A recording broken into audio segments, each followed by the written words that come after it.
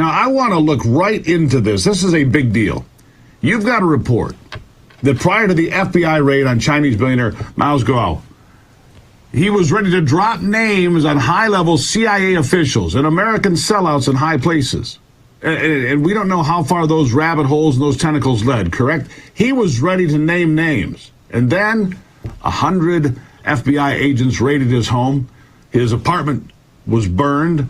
A lot of things went on. Tell us.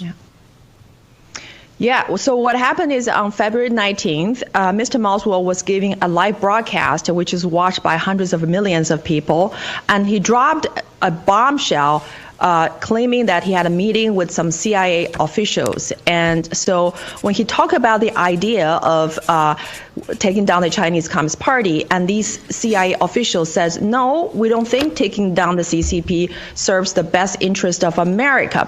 And then Mr. Miles Guo immediately shot back, says, did you recently sell a $30 million software to the CCP? And that CIA official was speechless.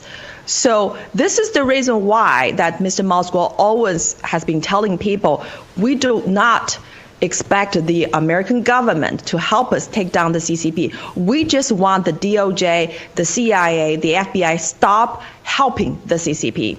And so too many people are on the tape.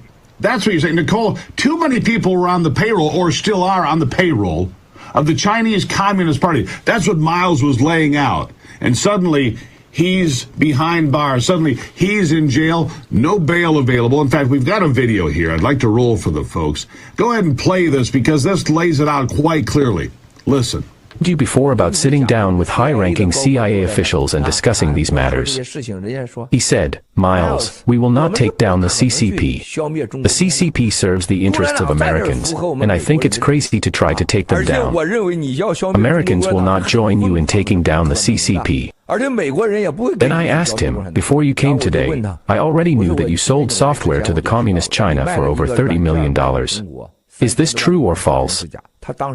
He was shocked. I said, we never expected the U.S. to take down the CCP. We only want you to stop supporting the CCP economically, technologically, and militarily. Once you stop supporting the CCP, we will take them down very quickly. He said it was impossible that this would happen. I was sitting next to three people at that time, the head of a certain fund, who was the CEO of Soros, the second person was a younger version of Soros, whose name I cannot tell you, and the third person was a fund tycoon from Texas. We were all together. He said that if the U.S. wanted to withdraw its investment in Communist China, the U.S. economy would be halved, the world economy would collapse, and so will the supply chain. The U.S. is going to have a big problem, even a revolution.